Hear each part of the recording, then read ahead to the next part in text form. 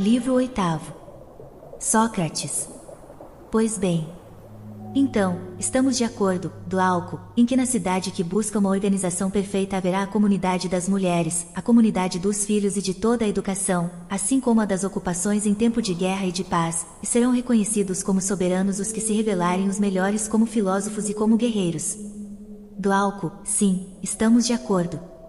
Sócrates, também estamos de acordo que, depois da sua nomeação, os chefes deverão conduzir e instalar os soldados em casas como as que descrevemos, onde ninguém terá nada de seu, e onde tudo será comum a todos.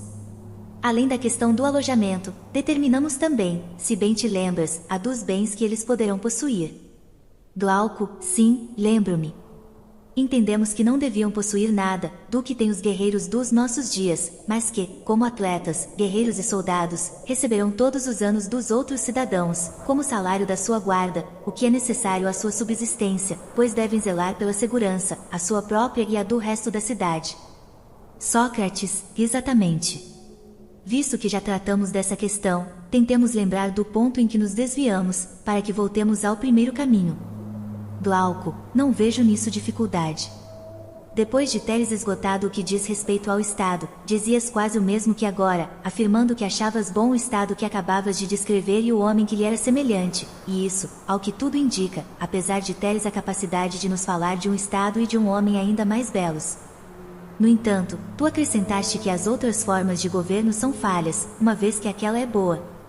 Dessas outras formas, ao que me lembro, afirmaste haver 4 espécies dignas de atenção e das quais importava ver os defeitos, assim como os dos homens que lhes são semelhantes, com o fito de que, depois de tê-los analisado e reconhecido, qual o melhor e qual o pior, estivéssemos aptos a julgar se o melhor é o mais feliz, e o pior, o mais infeliz, ou se não é assim.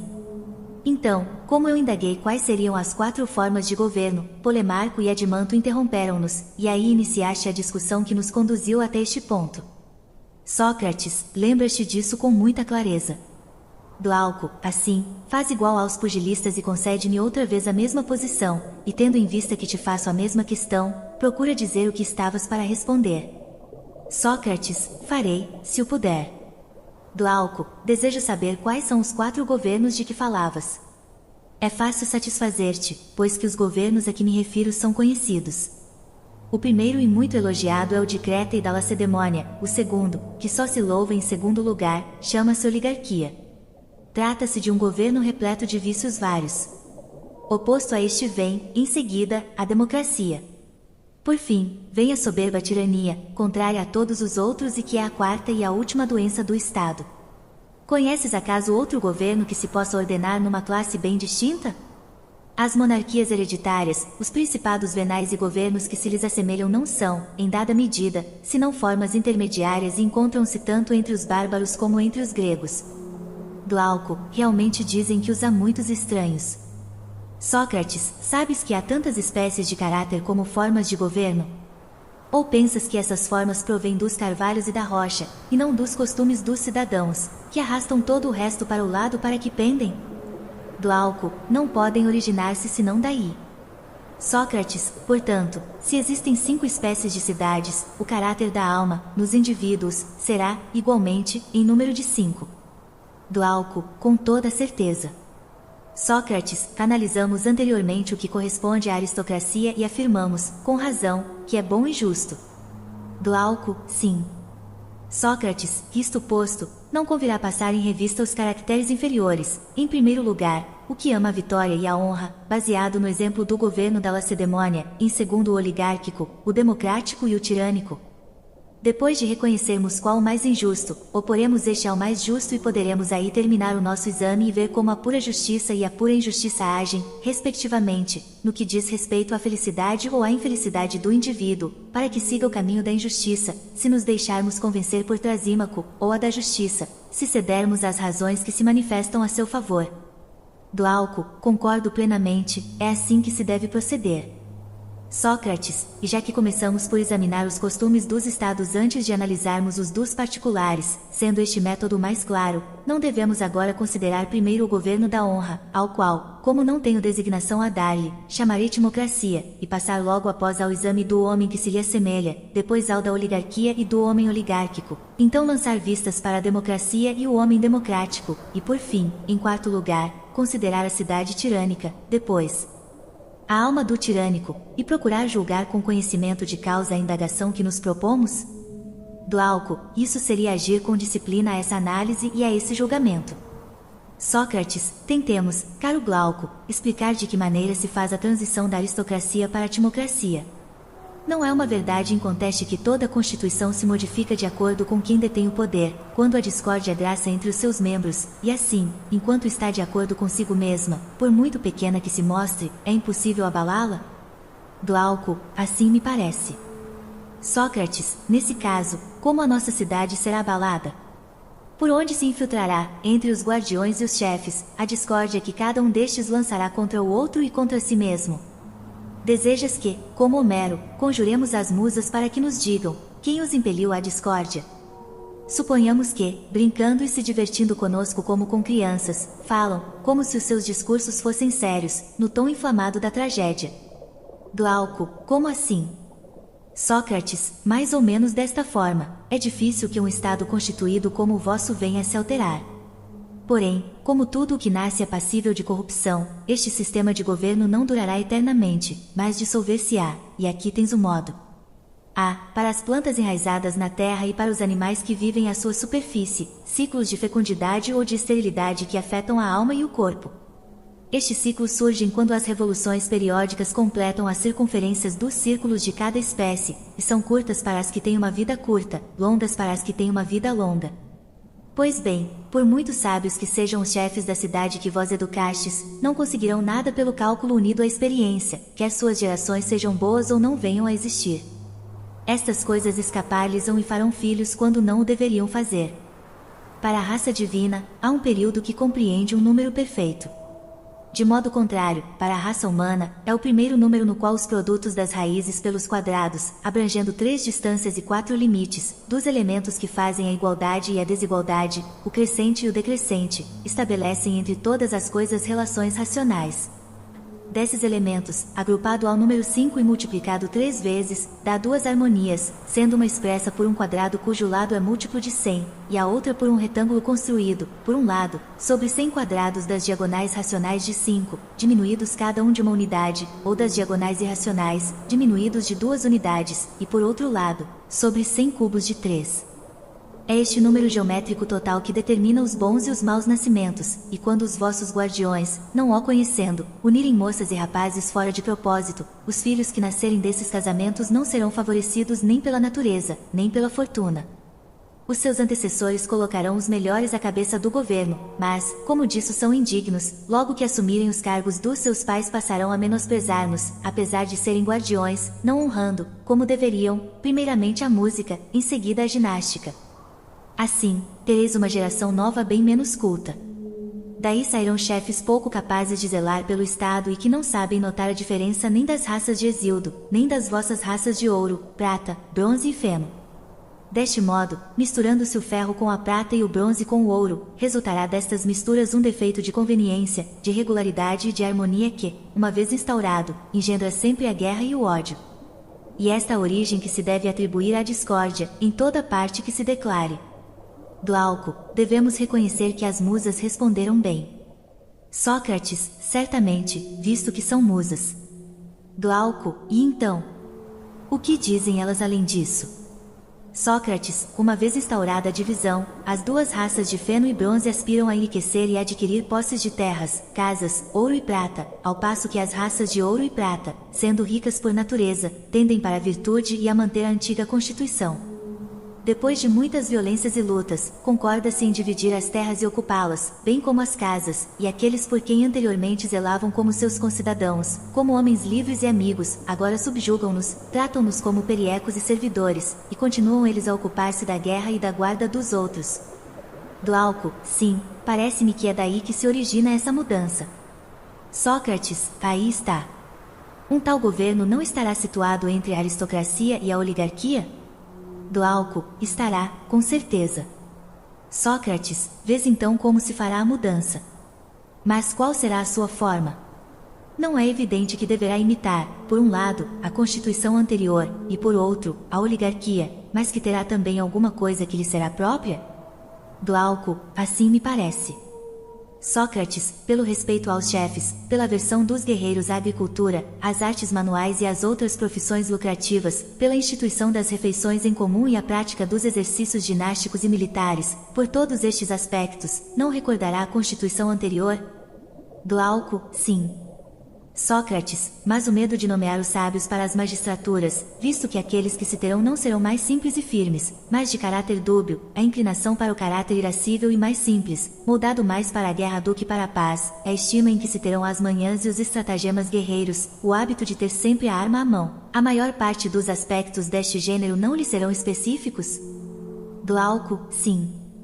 Sócrates, tais homens serão cobiçosos de riquezas, como os cidadãos dos estados oligárquicos, adorarão com paixão as ocultas, o ouro e a prata, porquanto terão armazéns e tesouros particulares, onde as suas riquezas estarão escondidas, e também habitações protegidas por muros, verdadeiros ninhos privados, nas quais gastarão a larga com mulheres e com quem muito bem lhes apetecer. Glauco, eis aí uma grande verdade. Sócrates, serão apegados às suas riquezas porque as veneram e não as possuem às claras, e por outro lado, pródigos com os bens dos outros, para satisfazerem as suas paixões. Se fartarão dos prazeres em segredo, e como crianças aos olhares do pai, fugirão aos olhares da lei, em consequência de uma educação não baseada na persuasão, mas na violência, em que se desprezou a verdadeira musa, a da dialética e da filosofia, e se deu mais importância à ginástica do que à música. Glauco, e claramente a descrição de um estado composto de bem e mal. Sócrates, isso mesmo, é composto. Há nele um único aspecto que é nitidamente distinto, resultante do fato de nele predominar o elemento irascível, é a ambição e o amor das honrarias consequência. Glauco, certamente. Sócrates, aí estão a origem e o caráter deste governo. Fiz apenas um esboço, e não um retrato detalhado, porque só por este esboço podemos distinguir o homem mais justo do homem mais injusto, e por outro lado, seria uma tarefa muitíssimo longa de escrever sem nada omitir todas as constituições e todo o caráter. Glauco, tens razão. Sócrates, agora, dize qual é o homem que corresponde a este governo, como se compreende e qual é o seu caráter. Adimanto, suponho que deve assemelhar-se a Glauco, aqui presente, ao menos no que se refere à ambição. Sócrates, talvez. Mas, ao que me parece, pelos aspectos que vou dizer, a sua natureza é diferente da de Glauco. Adimanto, quais são eles? Sócrates, tu deves ser mais presunçoso e mais avesso às musas, apesar de amá-las, alegrando-se em escutar, mas não sendo de maneira nenhum orador. Para com os escravos, um homem assim mostrar-se-á rígido, em vez de os desprezar, como faz aquele que recebeu uma boa educação. Será cordial para com os homens livres e muito submisso para com os magistrados. Desejoso de alcançar o mando e as horas, aspirará a isso não pela eloquência, nem por nenhum outro predicado do mesmo gênero, mas pelos seus feitos guerreiros e pelos talentos militares, e será um aficionado pela ginástica e pela caça. Adimanto, e esse mesmo caráter que é similar a tal forma de governo. Sócrates, um homem desse tipo poderá, durante a mocidade, desprezar as riquezas, mas com o correr dos anos mais as amará, porque a sua natureza incita-o à avareza, e a sua virtude, privada do seu melhor guardião, não é pura. Adimanto, qual é esse guardião? Sócrates, a razão aliada à música. Só ela, quando entranhada na alma, se mantém toda a vida como defensora da virtude. Adimanto, boas falas. Sócrates, assim é que o jovem ambicioso é a imagem do governo timocrático. Adimanto, com certeza. Sócrates, origina-se mais ou menos do seguinte modo: por vezes é o jovem filho de um homem de bem, habitante de uma cidade mal governada, que evita as honras, os cargos, os processos e todos os incômodos deste gênero e que aceita a mediocridade, para tentar se ver livre de aborrecimentos. Adimanto, e como se origina? Sócrates, primeiramente, ouve a mãe queixar-se por o marido não pertencer ao grupo dos governantes, o que a faz se sentir diminuída junto das outras mulheres. Por vê-lo desinteressado de enriquecer, não sabendo nem lutar, nem usar a censura, quer em particular, perante os tribunais, quer em público, indiferente a tudo em tal matéria, por notar que está sempre ocupado consigo mesmo e não tem por ela nem estima, nem desprezo. Indigna-se com tudo isso, dizendo ao jovem filho que o seu pai não é um homem, que lhe falta energia e sem outras coisas que as mulheres costumam dizer em tais casos. Admanto, e mesmo essa atitude que no mais das vezes tomam conforme com a sua natureza. Sócrates, e tu sabes que até os criados dessas famílias que parecem bem intencionados costumam usar, em segredo, a mesma linguagem com as crianças, e quando percebem que o pai não persegue um devedor ou uma pessoa que o ofendeu, exortam o filho a se vingar de semelhante gente, quando for grande, e a mostrar-se mais viril que o pai. Mal sai de casa, passa a ouvir outros comentários semelhantes e vê que aqueles que não se ocupam senão dos seus negócios na cidade são tratados como imbecis e tidos em pouco apreço, ao contrário dos que se ocupam dos negócios dos outros, que são honrados e louvados. Então, o jovem, vendo e ouvindo isso tudo, por um lado, e por outro, escutando os discursos do pai, vê de perto as suas ocupações e compara-as com as dos demais. Então, sente atração pelos dois lados, pelo pai, que planta e faz crescer o elemento racional da sua alma, e pelos outros, que fortalecem os seus desejos e paixões. Como o seu caráter não é mau por natureza, pois apenas esteve ele em más companhias, escolhe o meio entre os dois partidos que o atraem, entrega o governo da sua alma ao princípio intermédio de ambição e cólera e torna-se um homem orgulhoso e amante de horas. Admanto, descreveste muito bem a origem e o desenvolvimento desse caráter. Sócrates, temos aí a segunda constituição e o segundo tipo de homem. Admanto, temos. Sócrates, agora, falaremos, como Ésquilo, de outro homem alinhado em face de outro estado, ou seria melhor, seguindo a ordem que adotamos, começarmos pelo estado? Admanto, assim me parece bem. Sócrates, creio que a oligarquia é o governo que se segue ao precedente. Admanto, que espécie de governo entendes por oligarquia? Sócrates, o governo fundamentado no recenseamento, em que os ricos mandam e onde o pobre não participa no poder. Admanto, entendo. Sócrates, não devemos começar por dizer como se passa da timocracia à oligarquia? Admanto, sim, devemos. Sócrates, na realidade, até um cego seria capaz de ver como se faz esta passagem. Admanto, como? Sócrates, esse tesouro que cada um enche de ouro põe a perder a timocracia. Em primeiro lugar, os cidadãos descobrem motivos de despesa, e para os satisfazer, deturpam a lei e desobedecem-lhe, eles e as suas mulheres. Admanto, e verossímil. Sócrates, depois, pelo que suponho, um vê o outro e se põe a imitá-lo, e assim a massa acaba por se lhes assemelhar. Admanto, deve ser assim. Sócrates, a partir disso, a sua avidez pelo ganho progride rapidamente e quanto mais amor tem pela riqueza, menos o tem pela virtude. Em verdade, o que há de diferente entre a riqueza e a virtude não é que, colocadas cada uma num prato de uma balança, tomam sempre uma direção contrária. Admanto, com toda certeza. Sócrates, concluo, então, que, quando a riqueza e os homens ricos são honrados numa cidade, a virtude e os homens virtuosos são tidos em menor estima. Admanto, e evidente. Sócrates, e de nossa natureza, entregarmos-nos ao que é honrado, e desprezarmos o que é desdenhado. Admanto, realmente. Sócrates, deste modo, diamantes que eram da conquista e das honras, os cidadãos acabam por tornar-se avarentos e ambiciosos, louvando o rico, admirando-o e levando-o ao poder, e desprezando o pobre. Admanto, e isso? Sócrates, promulgam então uma lei que é o traço distintivo da oligarquia, fixando um censo, que é mais elevado quanto mais forte é a oligarquia, tanto mais baixo quanto mais fraca ela é, e proíbem aqueles cuja fortuna não atinge o limite fixado de terem acesso aos cargos públicos. O cumprimento desta lei é feito pela força das armas ou então, antes de chegarem a isso, impõem este tipo de governo pela intimidação. Não é assim mesmo que ocorre? Admanto, de fato. Sócrates, tens aqui, mais ou menos, como se procede a esta instituição. Admanto, sim. Porém, qual é o teor dessa Constituição e quais são os defeitos que lhe censuramos? Sócrates, o primeiro defeito é o seu próprio princípio.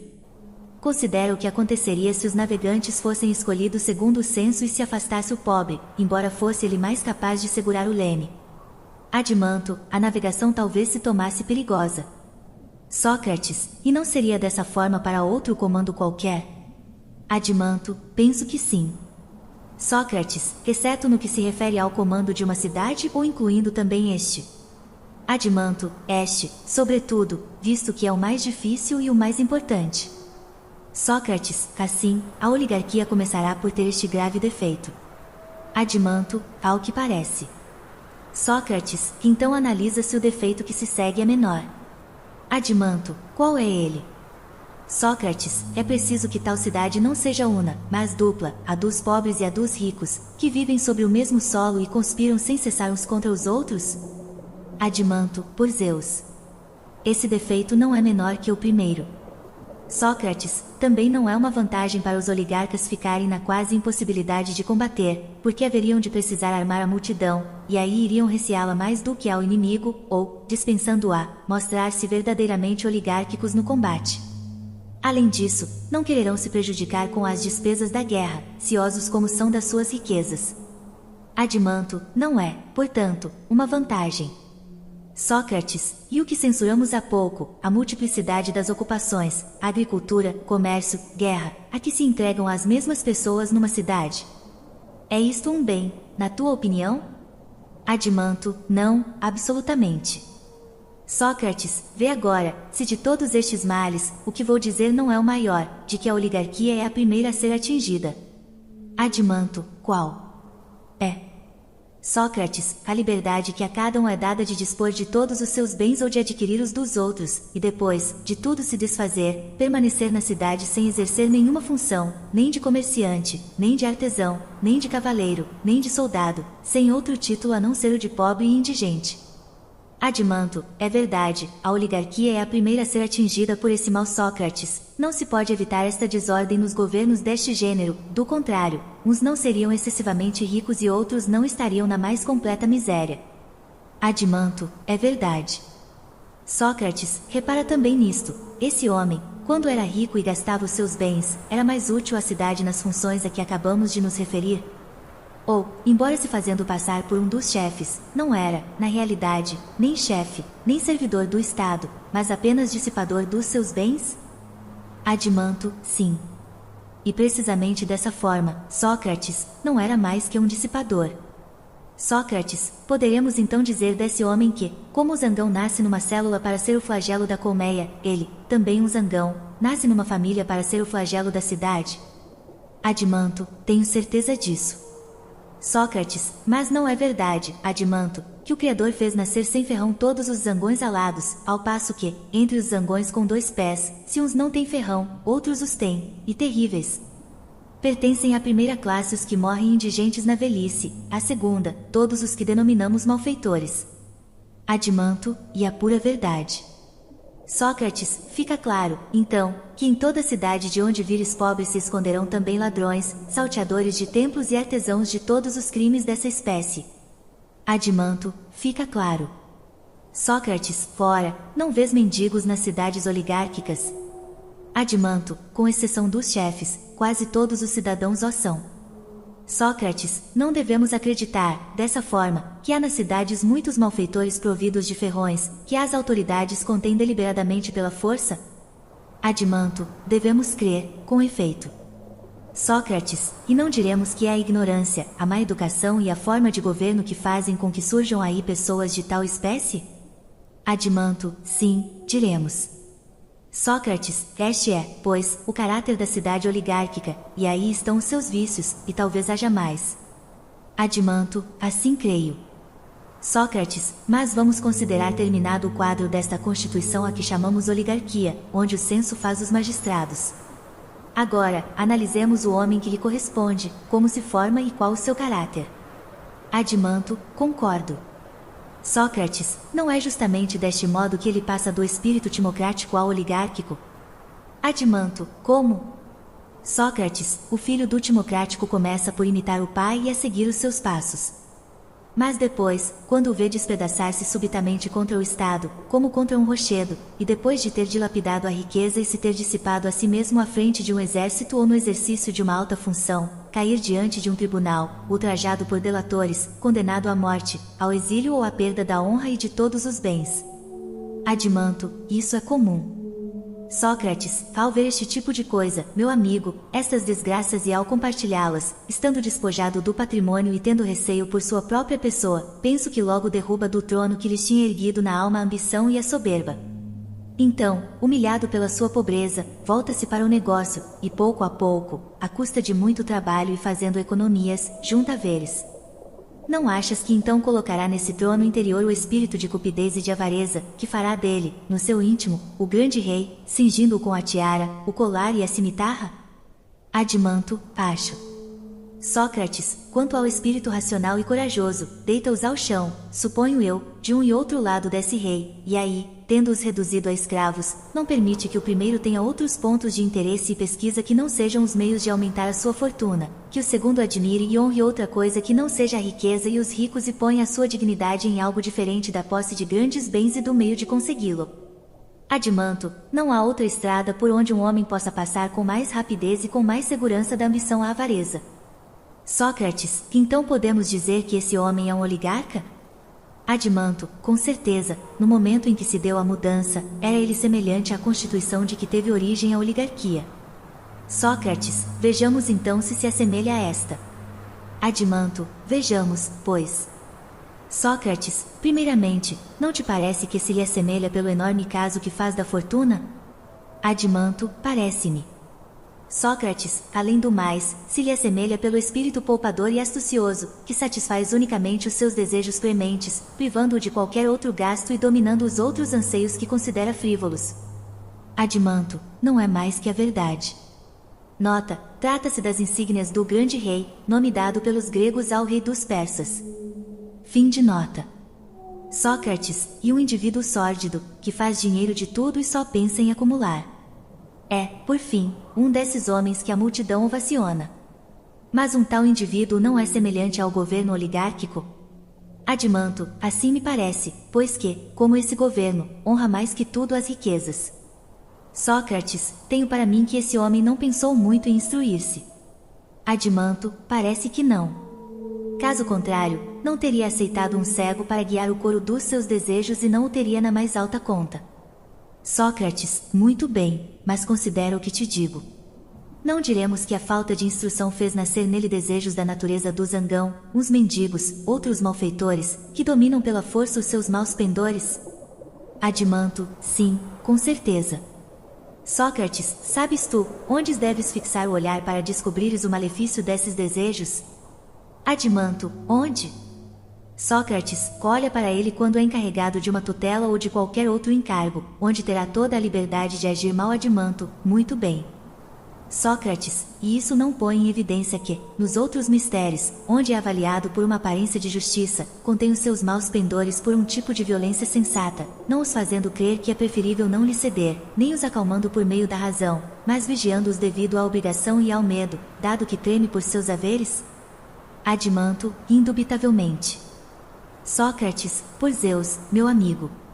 Quando se tratar de gastar os bens alheios, encontrarás nessas pessoas desejos que se aparentam com o caráter do zangão. Adimanto, e assim que parece. Sócrates, um homem desses não estará livre da revolta interior. Nota, referência a Plutão, deus das riquezas. Júpiter privou da visão, e então Plutão, tendo caído nas mãos de intrigantes, só proporcionava a riqueza a indivíduos não merecedores de possuí-la. Fim de nota. Não será uno, mas duplo. E quase sempre os seus melhores pendores dominarão os piores. Adimanto, exato. Sócrates, penso que, por isso, terá um exterior mais digno que muitos outros, mas a verdadeira virtude da alma una e harmoniosa se apartará dele. Adimanto, também penso o mesmo. Sócrates, está claro para mim que este homem parcimonioso é um fraco adversário nos concursos da cidade, onde se disputa uma vitória particular ou qualquer outra honra, pois ele não quer gastar dinheiro com a fama que se alcança nestas espécies de combates, com receio de despertar em si os desejos pródigos e chamá-los em seu auxílio para vencer. Como verdadeiro oligarca, luta apenas com uma pequena parte das suas forças, e no mais das vezes, é derrotado, mas mantém as suas riquezas. Adimanto, é exato.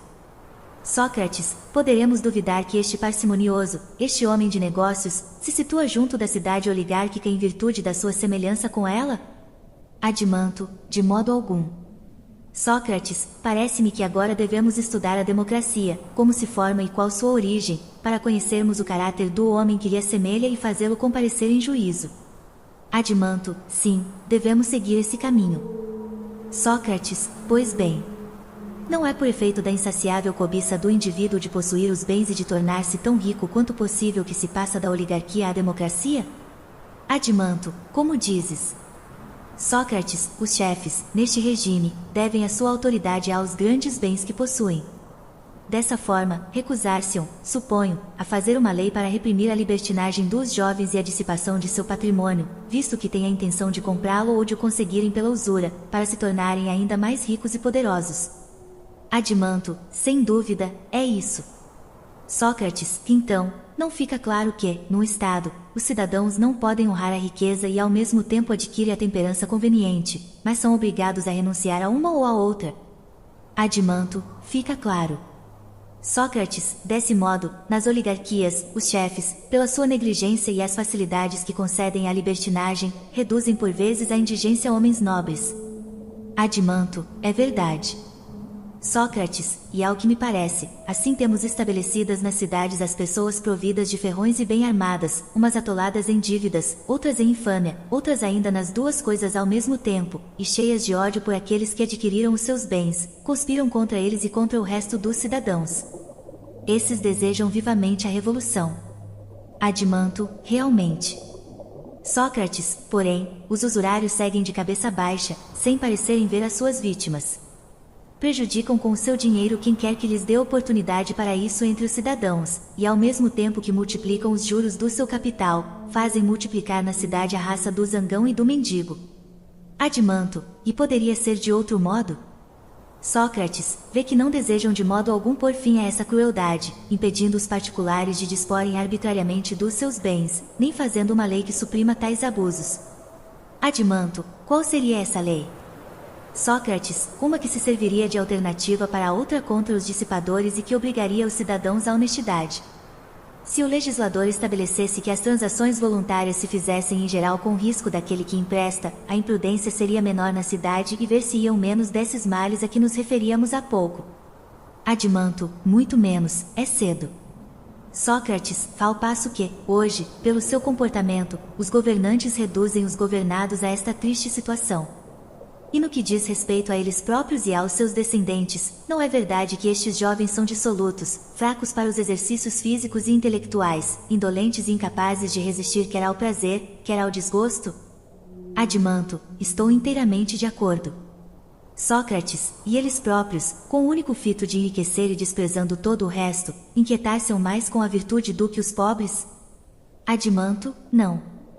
Sócrates, pois bem, com tais disposições, quando os governantes e os governados se encontram, em viagem ou em qualquer outra circunstância, numa embaixada, no exército, em mar ou em terra, e se analisam mutuamente nas ocasiões de perigo, não são os pobres que são desprezados pelos ricos, no mais das vezes, ao contrário, quando um pobre esquálido e queimado de sol se vê na refrega ao lado de um rico alimentado à sombra e com o corpo carregado de gordura e o encontra ofegante e embaraçado, não. Creis que diz para si mesmo que esses homens não devem as suas riquezas senão à covardia dos pobres, e quando estes se encontram entre si, não dizem uns aos outros, estes homens estão à nossa mercê, porque de nada servem. Adimanto, tenho absoluta certeza de que pensam e falam desse modo. Sócrates, então, como é suficiente para um corpo débil um pequeno choque externo para que fique doente, como às vezes até a desordem se manifesta nele sem causa exterior, não é certo também que uma cidade, numa situação semelhante, é atingida pelo mal e destrói a si mesma por um pretexto qualquer, sendo que um dos partidos terá pedido auxílio a um Estado oligárquico ou democrático, e às vezes, a própria discórdia não chega a se disseminar sem intervenção de fora? Adimanto, sim, é certo. Sócrates, pois, a meu ver, a democracia surge quando os pobres, tendo vencido os ricos, eliminam uns, expulsam outros e dividem por igual com os que ficam o governo e os cargos públicos. E devo dizer, na maior parte das vezes estes cargos são atribuídos por sorteio. Adimanto, e assim mesmo, Sócrates, que se institui a democracia, seja pelo diálogo, seja pelo medo, força os ricos a fugirem. Sócrates, que então analisemos de que modo esses indivíduos administram e o que pode ser uma tal constituição. Assim, é evidente que o homem que se lhe assemelha nos mostrará as características do homem democrático. Adimanto, evidente Sócrates, em primeiro lugar, não são eles livres, a cidade não é sobejamente livre e de linguagem sincera e se pode fazer o que se quer? Adimanto, ao menos, é isso que se diz. Sócrates, desse modo, fica claro que em todo lugar onde tal liberdade impera, cada um organiza a sua vida como melhor lhe convém. Adimanto, sim, fica claro Sócrates, que encontraremos, segundo suponho, homens de toda espécie neste governo, mais do que em qualquer outro. Adimanto, como não? Sócrates, desse modo, é provável que seja o mais belo de todos. Como um traje colorido que ostenta toda a gama das tonalidades, oferecendo toda a variedade dos caracteres, poderá parecer de uma beleza irretocável. E talvez muita gente, semelhante às crianças e mulheres que admiram as miscelâneas de cores, decida que é o mais belo. Adimanto, com certeza. Sócrates, e é aí, bem-aventurado amigo, onde é cômodo procurar uma constituição. Adimanto, por quê? Sócrates, porque aí estão todas elas, graças à liberdade reinante, e parece que quem pretende fundar uma cidade, o que fazíamos há pouco, é obrigado a dirigir-se a um Estado democrático, como a um bazar de constituições, para escolher a que prefere, e a partir desse modelo, realizar em seguida o seu projeto. Adimanto, é bastante provável que não lhe faltem modelos. Sócrates, nesse estado não há obrigação de mandar se não se for capaz de tal, nem a obedecer se não se quiser, assim como a fazer a guerra quando os outros a fazem, nem a ficar em paz quando os outros ficam, se não se pretender a paz. No entanto, mesmo que a lei proíba ser magistrado ou juiz, isso não evita que se possam exercer essas funções, se se desejar. À primeira vista, não é uma condição divina e deliciosa? Adimanto, talvez à primeira vista. Sócrates, pois bem. A mansidão das democracias para com certos condenados não é elegante? Não viste ainda num governo desta natureza homens feridos por uma sentença de morte ou de exílio continuarem na sua pátria e circularem em público? O condenado, como se ninguém se preocupasse com ele nem o visse, passeia como um herói invisível. Adimanto, tenho visto muitos assim. Sócrates, e o espírito indulgente que não se atém a questiúnculas deste governo, mas sim cheio de desprezo pelas máximas que enunciamos com tanto respeito ao lançarmos as bases da nossa cidade, quando dizíamos que, a não ser que fosse dotado de excelente caráter, ninguém poderia tornar-se homem de bem, se desde a infância, não tivesse brincado no meio das coisas belas e cultivado tudo o que é belo, com que soberba um tal espírito, calcando aos pés todos estes princípios, despreza preocupar. Se com os trabalhos em que se formou o homem político, mas honra-o se afirmar apenas a sua benevolência para com o povo. Adimanto, é um espírito muito generoso, sem dúvida. Sócrates, tais são as vantagens da democracia, com outras semelhantes. É esse, como vês, um governo agradável, anárquico e variado, que dispensa uma espécie de igualdade, tanto ao que é desigual como ao que é igual. Adimanto, não dizes nada que não seja conhecido de todos. Sócrates, considera agora o homem que lhe é semelhante. Ou, antes, não devemos examinar, como fizemos para o governo, de que maneira se origina. Adimanto, sim, é claro. Sócrates, por exemplo, julgo eu que o filho de um homem parcimonioso e oligárquico foi educado pelo seu pai à maneira deste último. Adimanto, sem dúvida. Sócrates, imagino então que, semelhante ao pai, dominará os desejos que o impelem para o esbanjamento e são inimigos do ganho, desejos a que chamamos supérfluos. Adimanto, concordo contigo. Sócrates, mas não seria bom que, para evitar toda a obscuridade na nossa discussão, definíssemos primeiramente os desejos necessários e os desejos supérfluos? Adimanto, sim, com efeito. Sócrates, não é com razão que chamamos necessários aos que não podemos rejeitar e a todos aqueles que nos convém satisfazer, pois que estas duas espécies de desejos são necessidades naturais? Não é assim? Adimanto, sem dúvida. Sócrates, é justo, pois, que consideremos estes desejos necessários. Adimanto, sim. Sócrates, mas aqueles de que podemos desfazer-nos a tempo, cuja presença, além disso, não produz nenhum bem, e os que fazem mal, se chamarmos a todos estes desejos supérfluos, não estaremos a dar-lhes a qualificação adequada? Adimanto, sim, estaremos. Sócrates, vamos ver um exemplo de cada um, para enquadrá-los numa forma geral? Adimanto, sim, vejamos. Sócrates, o desejo de comer, este desejo da alimentação simples e dos temperos, não é necessário na medida em que a saúde e a conservação das forças o exigem? Adimanto, penso que assim seja. Sócrates, o desejo da alimentação é necessário por duas razões, porque é útil e porque não é possível manter-se vivo sem o satisfazer. Adimanto, assim é. Sócrates, e o dos temperos também, na medida em que contribui para a conservação das forças. Adimanto, realmente.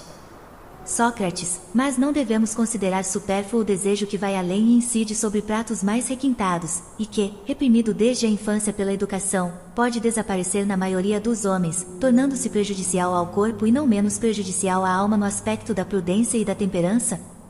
Adimanto, certamente. Sócrates, diremos, pois, que estes são desejos dissipados e os outros, proveitosos, porque nos tomam capazes de agir. Adimanto, sem dúvida. Sócrates, e não diremos o mesmo dos desejos amorosos e dos demais? Adimanto, exatamente. Sócrates, bem, aquele a quem há instantes chamávamos zangão, é o homem cheio de paixões e vontades, governado pelos desejos supérfluos, e aquele homem que é governado pelos desejos necessários é o parcimonioso e oligárquico. Adimanto, com certeza. Sócrates, voltemos agora a explicar como um oligarca se faz democrata. Parece-me que, na maior parte das vezes, se passa da maneira seguinte. Adimanto, como? Sócrates, quando um jovem, como dissemos atrás, criado na ignorância e na parcimônia provou o mel dos zangões e se viu na companhia desses insetos ardentes e terríveis que podem proporcionar-lhe prazeres de toda espécie, infinitamente diversificados e matizados, é então, crê, que o seu governo interior começa a passar da oligarquia à democracia. Adimanto, e forçoso que seja dessa forma. Sócrates, então, como o Estado mudou de forma quando um dos partidos foi socorrido de fora por aliados de um partido semelhante, de igual modo o jovem não muda de costumes quando alguns dos seus desejos são socorridos de fora por desejos da mesma família e da mesma natureza? Adimanto, indubitavelmente. Sócrates, e se como suponho, os seus sentimentos oligárquicos receberem de uma aliança qualquer auxílio contrário, sob a forma das advertências e reprimendas do pai ou dos parentes, então nascerão nele a revolta, a oposição e a guerra interna. Adimanto, certamente. Sócrates, suponho também que, por vezes, a facção democrática tenha cedido à oligárquica. Aí então, ao surgir na alma do jovem uma espécie de pudor, alguns desejos foram destruídos, outros expulsos, e a ordem, assim, ficou restabelecida. Adimanto, com efeito, às vezes isso é possível. Sócrates, mas, não tendo sabido o pai educar o filho, desejos assemelhados aos que foram expulsos, uma vez alimentados secretamente, multiplicaram-se e fortificaram-se. Adimanto, sim, isso costuma acontecer. Sócrates, arrastaram-no então para as mesmas companhias, e deste comércio clandestino, geraram uma multidão de outros desejos. Adimanto, com certeza. Sócrates, por fim, imagino eu, ocuparam a acrópole da alma do jovem, tendo-a sentido vazia de ciência, de hábitos nobres e de princípios verdadeiros, que são certamente os melhores guardiões e protetores da razão nos humanos amados pelos deuses. Adimanto, são mesmo os melhores. Sócrates, que então, acorreram máximas, opiniões falsas e presunçosas e tomaram posse do seu lugar. Adimanto, e mesmo exato. Sócrates, pois bem, o jovem, tendo regressado para junto dos lotófagos, instala-se abertamente no meio deles. E se da parte dos seus parentes, algum auxílio chega ao partido contrário, que é a parte melhor da sua alma, essas presunçosas máximas fecham nele as portas da fortaleza real e não deixam entrar nem esse reforço, nem a embaixada dos conselhos salutares que lhe dirigem sábios anciãos. E são estas máximas que o arrebatam no combate. Então, tratando o pudor de imbecilidade, repelem-no e exilam-no vergonhosamente, chamando a moderação covardia, ridicularizam-na e expulsam-na, e fazendo passar a moderação e o comedimento nas despesas por rusticidade e baixeza, põem-nos fora, secundadas em tudo isso por uma multidão de desejos inúteis. Adimanto, e a mais pura verdade. Sócrates, após terem esvaziado e purificado destas virtudes a alma do jovem que tem em seu poder, como que para iniciá-lo nos grandes mistérios, introduzem nela, com muito brilho, seguidas de um numeroso coro e coroadas, a insolência, a anarquia, a licenciosidade, a impudência, que louvam e decoram com belos nomes, chamando nobre educação à insolência, liberdade à anarquia, magnificência ao deboche, coragem à impudência. Não é assim que um jovem, habituado a satisfazer apenas os desejos necessários, acaba passando da liberdade à dissolução, emancipando os desejos supérfluos e perniciosos e dando a eles livre curso? Nota: alusão aos companheiros de Ulisses, que depois de terem comido frutos de lótus se esqueceram da pátria. Também o jovem que mergulha nos prazeres vulgares esquece a sua pátria celeste. Fim de nota. Adimanto: sim, isso está claro. Sócrates: e como vive a partir daí? Julgo que não dispensa menos dinheiro, esforços e tempo para os prazeres supérfluos do que para os necessários. E se é bastante feliz para não levar a sua loucura dionisíaca demasiado longe, mais avançado em idade, uma vez tendo ultrapassado o perigo do tumulto, acolhe uma parte dos sentimentos banidos e deixa de entregar-se por inteiro aos que os tinham suplantado. Estabelece uma espécie de igualdade entre os prazeres, confiando o comando da sua alma àquele que se apresenta como se lhe fosse oferecido pela sorte, até que seja saciado, e em seguida a outro. Não menospreza nenhum, mas trata-os em pé de igualdade. Adimanto: é verdade. Sócrates: no entanto, em vão, alguém virá lhe dizer que certos prazeres derivam de desejos belos e honestos, e outros de desejos proibidos, que é preciso procurar e honrar os primeiros, reprimir e domar os segundos. Ele responde a tudo isto com sinais de incredulidade e defende que todos os prazeres são da mesma natureza e se deve estimá-los igualmente. Adimanto: na disposição de espírito em que se encontra, terá de agir desse modo. Sócrates: vive assim dia após dia e abandona-se ao desejo que se apresenta. Hoje embriaga-se ao som da flauta, amanhã beberá água pura e jejuará. Ora se exercita na ginástica, ora se entrega ao ócio e não se preocupa com nada, ora parece dedicado na filosofia. Muitas vezes ocupa-se de política, e saltando para a tribuna, diz ou faz o que lhe passa pela cabeça. Sucede-lhe entusiasmar-se pela gente de guerra, e ei-lo que se torna guerreiro. Interessa-se pelo comércio, e ei-lo que se lança nos negócios. A sua vida não conhece nem ordem, nem necessidade, mas considera-a agradável, livre, feliz e se mantém fiel a ela. Adimanto: descreveste com perfeição a vida de um amigo da igualdade. Sócrates: creio que ele reúne todas as espécies de traços e caracteres e que é realmente o homem matizado que corresponde à cidade democrática.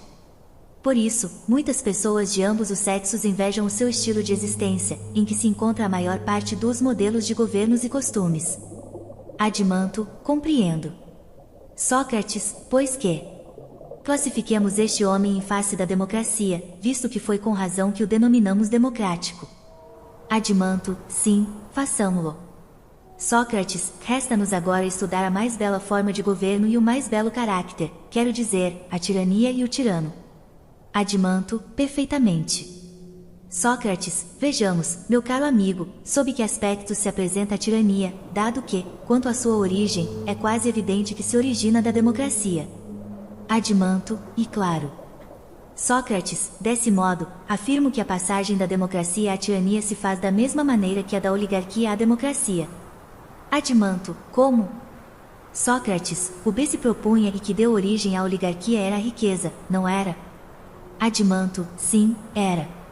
Sócrates: dissemos que a paixão insaciável da riqueza e a indiferença que ela inspira por todo o resto é que perderam este governo. É verdade.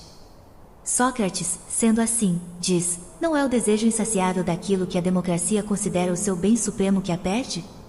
Adimanto: e que bem é esse? Sócrates: a liberdade. Com efeito, num Estado democrático ouvirás dizer que é o mais belo de todos os bens, motivo porque um homem nascido livre só poderá habitar nessa cidade. Adimanto: sim, é isso que se ouve muitas vezes. Sócrates: o que eu ia dizer há pouco não é o desejo insaciável desse bem, e a indiferença por todo o resto, que muda este governo e o obriga a recorrer à tirania. Adimanto: como? Sócrates: quando um Estado democrático, sedento de liberdade, passa a ser dominado por maus chefes, que fazem com que ele se embriague com esse vinho puro para além de toda a decência, então, se os seus magistrados não se mostram inteiramente dóceis e não lhe concedem um alto grau de liberdade, ele castiga-os, acusando-os de serem criminosos e oligarcas. Adimanto: e isso mesmo que ele faz. Sócrates: e ridiculariza os que obedecem aos magistrados e trata-os de homens servis e sem valor. Por outro lado, louva e honra, em particular e em público, os governantes que parecem ser governados e os governados que parecem ser governantes. Não é inevitável que, num estado assim, o espírito de liberdade se estenda a tudo?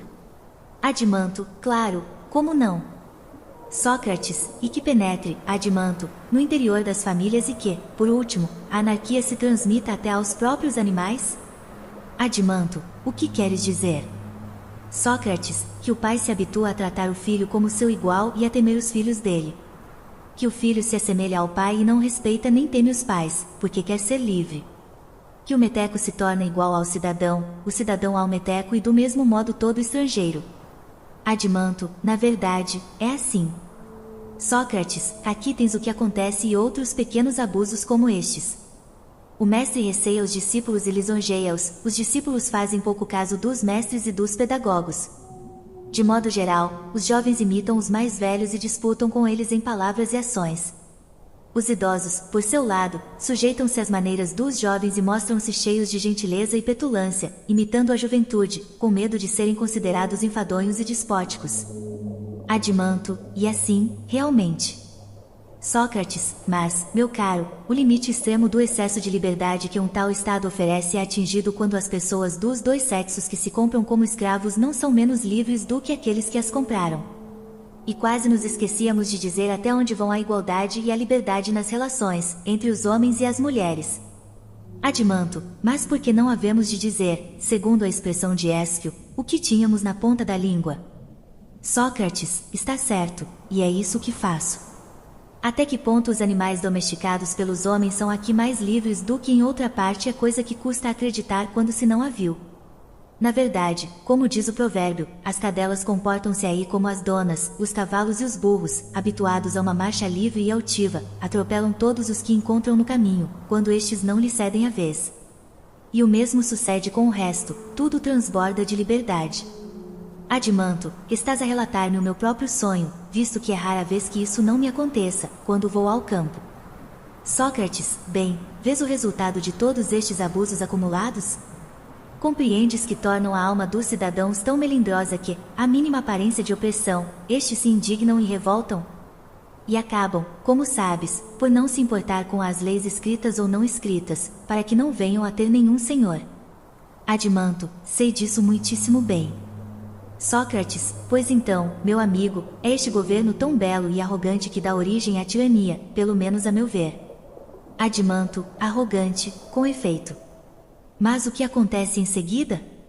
Sócrates, o mesmo mal que, tendo se desenvolvido na oligarquia, causou a sua ruiria, desenvolve-se aqui com mais amplitude e força, devido ao desregramento geral, e reduz a democracia à escravidão, porque é certo que todo excesso costuma provocar uma viva reação nas estações, nas plantas, e nos governos, mais do que em qualquer outra coisa. Adimanto, e natural que seja assim. Sócrates, desse modo, o excesso de liberdade conduz um excesso de servidão, tanto no indivíduo como no Estado. Adimanto, e o que me parece. Sócrates, verdadeiramente, a tirania não se originou nenhum outro governo senão da democracia, seguindo-se aí liberdade extrema, penso eu, uma extrema e cruel servidão. Adimanto, concordo.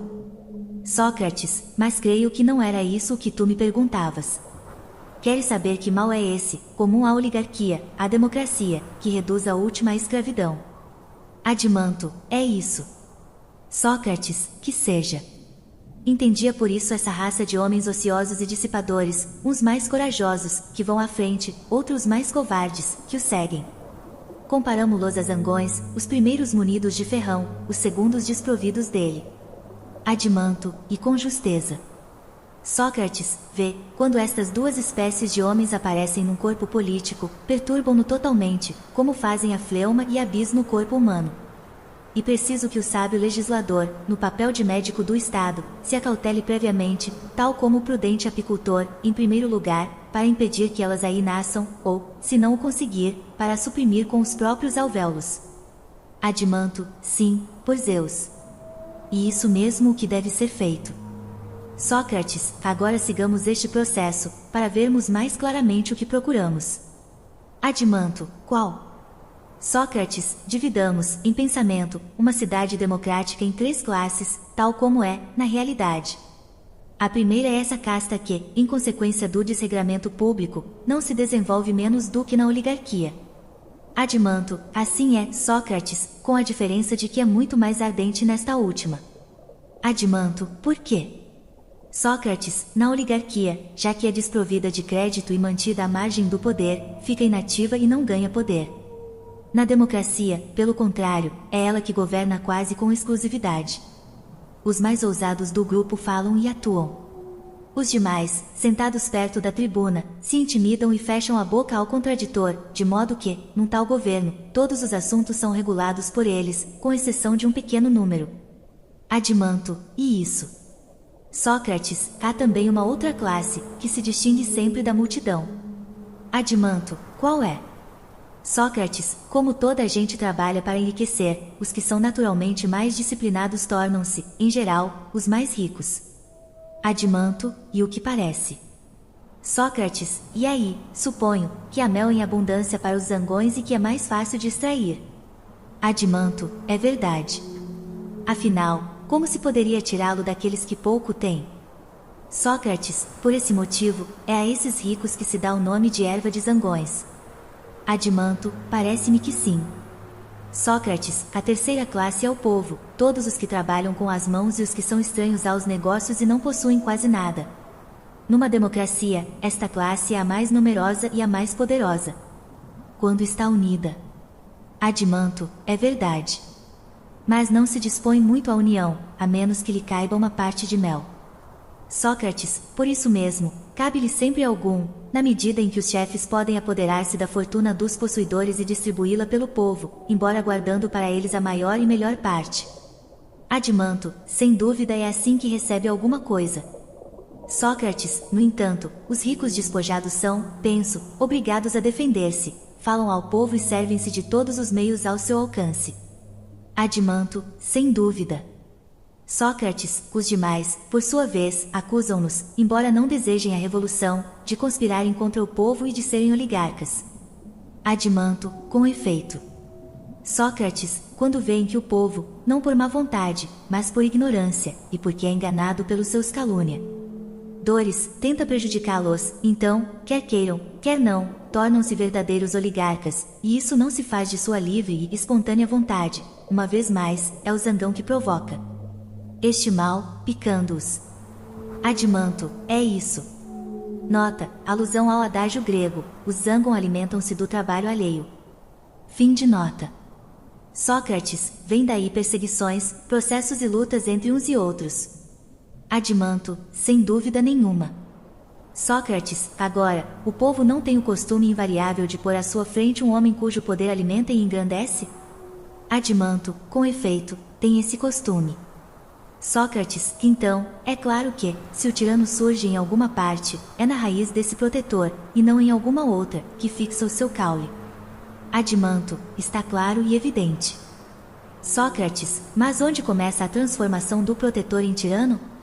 Não é, com certeza, quando se põe a fazer o que se relata na fábula do templo de Zeus Liceano, na Arcádia.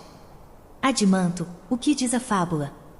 Sócrates, que aquele que comeu entranhas humanas, cortadas em pedaços com as de outras vítimas, se transforma, inevitavelmente, em lobo. Nunca ouviste isto? Adimanto, ouvi.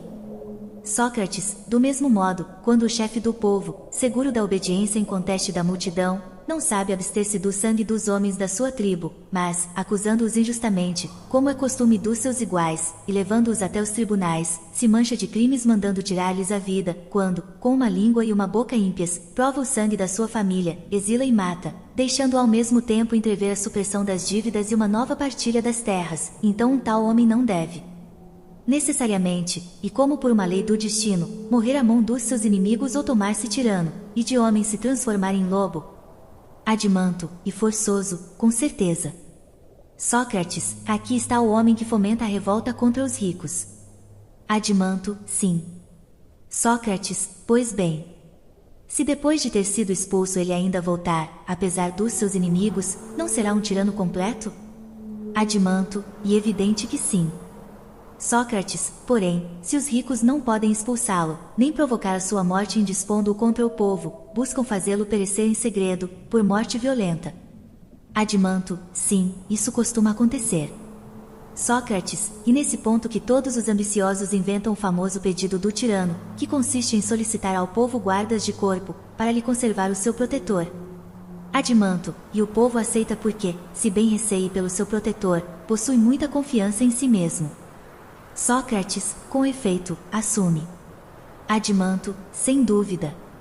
Sócrates, mas, quando um homem rico, e por isso suspeito de ser o inimigo do povo, percebe tal coisa, aí, meu amigo, toma o partido que o oráculo aconselhava a Creso, e ao longo do ermo de leito pedregoso, foge, não se importando que lhe chamem covarde. Adimanto, e assim não recearia essa censura 2 vezes. Sócrates, se o apanham em fuga, suponho que é condenado à morte. Adimanto, inevitavelmente. Sócrates, quanto a esse protetor do povo, é evidente que não jaz em terra ocupando com o seu grande corpo um grande espaço. Ao contrário, depois de ter abatido um grande número de rivais, sobe para o carro da cidade e de protetor transforma-se em tirano completo. Adimanto, era de esperar essa atitude. Sócrates, vejamos agora a felicidade deste homem e da cidade onde se formou semelhante mortal. Adimanto, muito bem. Sócrates, nos primeiros dias, sorri e acolhe bem todos os que encontra, declara que não é um tirano, promete muito em particular e em público, adia dívidas, distribui terras pelo povo e pelos seus prediletos e finge ser bom e amável para com todos. Não costuma ser assim? Adimanto, forçosamente. Sócrates, no entanto, depois de se desembaraçar dos seus inimigos do exterior, reconciliando-se com uns, arruinando os outros, e ao se sentir tranquilo deste lado, começa sempre por provocar guerras, para que o povo tenha necessidade de um chefe. Adimanto, e bem assim. Sócrates, e também para que os cidadãos, empobrecidos pelos impostos, sejam obrigados a pensar nas suas necessidades cotidianas e conspirem menos contra ele. Adimanto, e evidente. Sócrates, e ocorre que, se alguns têm o espírito demasiado livre para lhe permitir incomodar, encontra na guerra, creio eu, um pretexto para se ver livre deles, entregando-os aos golpes do inimigo. Por todas estas razões, é inevitável que um tirano suscite sempre a guerra.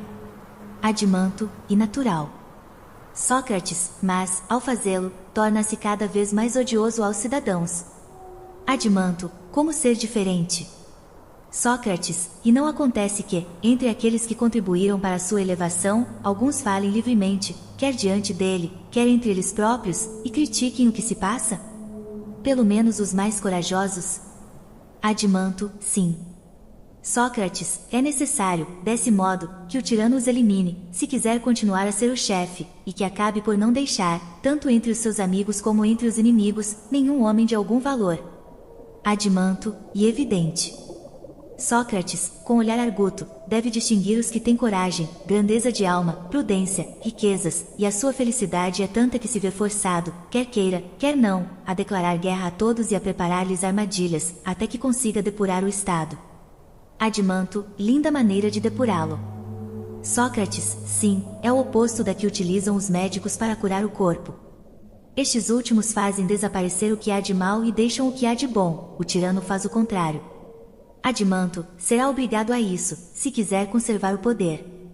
Sócrates, que então ele se vê ligado por uma bem-aventurada necessidade, que o obriga a viver com gente desprezível ou a renunciar à vida. Adimanto, e essa mesma a sua situação. Sócrates, vê, não é verdade que quanto mais odioso se tornar aos cidadãos pelo seu agir, mais necessidade terá de uma guarda numerosa e fiel? Adimanto, sem dúvida alguma. Sócrates, mas quais serão esses soldados fiéis? De onde os mandará vir? Adimanto, de livre vontade, muitos correrão até ele, se lhes pagar. Sócrates, com que? Parece-me que te referes a zangões estrangeiros e de todas as espécies. Adimanto, acertaste, Sócrates. Sócrates, e da sua própria cidade? Acaso não pretendera? Adimanto, o quê? Sócrates, tirar os escravos aos cidadãos, e depois de os ter libertado, fazê-los entrar para o seu exército? Adimanto, mas é claro. E serão esses os seus soldados mais fiéis. Sócrates, com efeito, segundo o que dizes, é bem acertada a situação do tirano, se fizer de tais homens amigos e confidentes, depois de ter feito morrer os primeiros. Adimanto, e a meu ver, não poderia fazer outros. Sócrates, portanto, esses companheiros admiram-no, e os novos cidadãos vivem na sua companhia. Mas a gente honrada odeia-o e evita-o, não lhe parece? Adimanto, e como pode ser de outro modo? Sócrates, não é sem razão que a tragédia costuma ser vista como uma arte de sabedoria, e Eurípides, um mestre extraordinário nesta arte. Adimanto, por quê? Sócrates, porque enunciou esta máxima de sentido profundo: os tiranos se tornam sábios pela convivência com os sábios. E entenda-se por sábios os que vivem na companhia do tirano. Adimanto, sabemos que Eurípides e os outros povos louvam a tirania como divina e tecem-lhe muitos outros elogios. Sócrates, assim, enquanto indivíduos sábios, os povos trágicos hão de perdoar-nos, a nós e aquele cujo governo próximo do nosso, por não os admitirmos no nosso estado, visto que são os cantores da tirania. Adimanto, julgo que nos perdoarão, pelo menos os que têm espírito sutil. Sócrates, eles podem, creio, percorrer as outras cidades, reunir as multidões, e contratando belas vozes, potentes e persuasivas, arrastar os governos para a democracia e a tirania. Adimanto, e isso? Sócrates, mesmo porque são pagos para isso e cumulados de honras, em primeiro lugar pelos tiranos, em segundo pelas democracias. No entanto, à medida que sobem a encosta das nossas constituições, a sua fama enfraquece, como se a falta de fôlego a impedisse de seguir adiante. Adimanto, assim é, Sócrates, mas acabamos nos afastando do assunto. Voltemos ao exército do tirano, essa tropa formosa, numerosa, diversa e sempre renovada, e vejamos como se mantém. Adimanto, está claro que, se a cidade possuir tesouros sagrados, o tirano servir-se-á deles, e enquanto o produto da sua venda bastar, não imporá ao povo impostos muito altos. Sócrates, mas quando começarem a lhe faltar esses recursos? Adimanto então passará a viver dos bens paternos, ele, os seus comensais, os seus companheiros e as suas amantes. Sócrates, então, o povo que deu origem ao tirano é quem vai alimentá-lo, a ele e aos seus. Adimanto, não haverá outra saída. Sócrates, mas o que estás a dizer? Se o povo se rebela e decide que não é justo que um filho na flor da idade esteja às expensas do pai, e que, pelo contrário, o pai deve ser cuidado pelo filho, que não o trouxe ao mundo e o criou para ele próprio se tomar, quando o filho for grande, o escravo dos seus escravos e para o alimentar com esses escravos, o grupo que o rodeiam, mas ao contrário, para ser desembaraçada sob o seu governo, dos ricos e daqueles a quem se chama gente honrada na cidade, que agora lhe ordene que saia do estado com os seus amigos, como um pai expulsa o filho de casa, com os seus indesejáveis convivas. Adimanto, então aí o povo saberá o erro que cometeu quando procriou, acariciou, criou semelhante filho, e aqueles que pretende expulsar são mais fortes do que ele, por Zeus. Sócrates, o que estás a dizer? Ousaria o tirano ser violento com o seu próprio pai e até feri-lo, se ele não obedecesse? Adimanto, sim, depois de o ter desarmado. Sócrates, pelo que dizes, o tirano é um parricida e um triste apoio dos idosos.